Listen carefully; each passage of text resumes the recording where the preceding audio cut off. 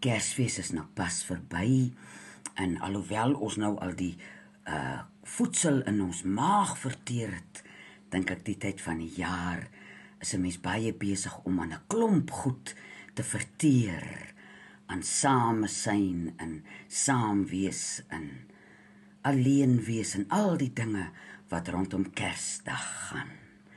En ek het nou hierdie tyd voor Kersfees, Kersdag, so my verbeelding laat gaan en my teruggekrabbel op my herinneringe. En die mooiste herinneringe het opgestaan by my. My pappa het gewoonlik die vroeg Januarie het hy sy 5 dogters en sy vrou gelei in die liggroen kombi met 'n trailertjie Hartenbos toe. En dan hierdie iewers in November, dan het die Florence na mamma toe gekom. En hulle het nou daar aan het bakke geraak. Gemmerkoekies, vlaakkoekies, hertsoggies.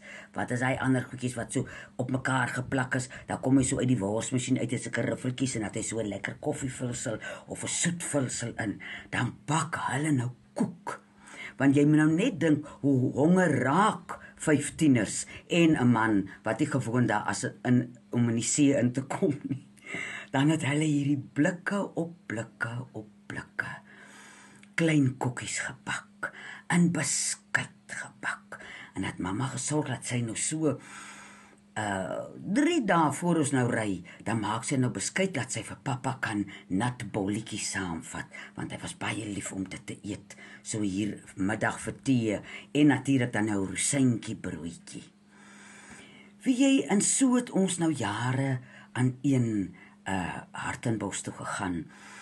En nou dat ek 'n groot mens is, dink ek daaraan, en julle wat nou jong ma's is, en oumas is wat nou nog see toe gaan, daar is nie rus vir 'n vrou by die see nie.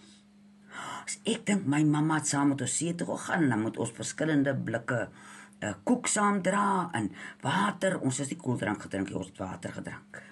En dan so 10:30 se kant, het mamma haar goedjies gevat, opgegaan om te gaan kos maak as ons 12 terugkom, dat daar iets is om te eet. En al hierdie klein tafereeltjies rondom Kerstyd.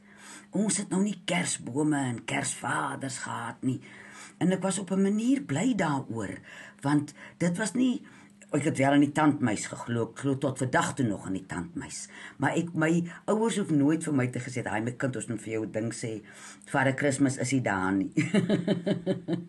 En ek het as jong kind en as tiener gedink, "Haai, hierdie ouers van my maak nou dat ons malaatses is in die dorp, want dis nie 'n Vader Kersfees of 'n Kersboom nie.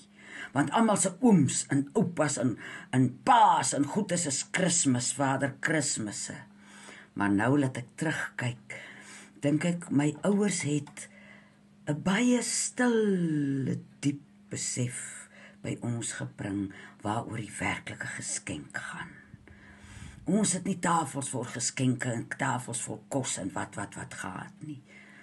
'n Klein groepie van mense, of so as ons nou op Kanaven was, het ons uitgery na om Jochem hulle, en dan die vrouens so rondom die puddingtafel, of waar die slaaie is, sal hulle nou so vir mekaar sê, dat hulle een sê, "Hy tannie Kota, as 'n tannie se aardappelslaai, die ja, sê sy, nou sê vir my, hoe maak tannie dit?" Nou, en die een gooi 'n klein bietjie van dit, en daai een sit weer dit in nie, so ruil hulle resepte uit, en kyk na die kos, en die mans braai, en my mamma het altyd 'n bout gebring, wat my pappa met die elegansie van 'n goeie chirurg vir ons gekerf het. En al die prentjies van ons samesyne.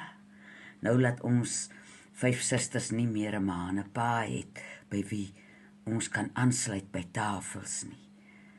Ja, dit is 'n bietjie hartseer, maar daar's iets heerliks aan die terugkyk, aan die lekkerte, aan die herinneringe rondom 'n Kersdag, rondom 'n samesyn wat gewoonlik op 'n plaas was. Ons het nie sommer gaan Kersfees by die see nie, maar daai blikkies koekies is dan nou een kant gehou, hulle is nie geëet op Kersdag nie, hulle gaan nou see toe. En so Die tyd tussen Kersfees en Nuwejaar, dan voel 'n mens, ooh, nou moet ek my oortjies begin spits. So ek wens vir julle 'n lieflike rustyd toe. Tot Nuwejaar vir julle.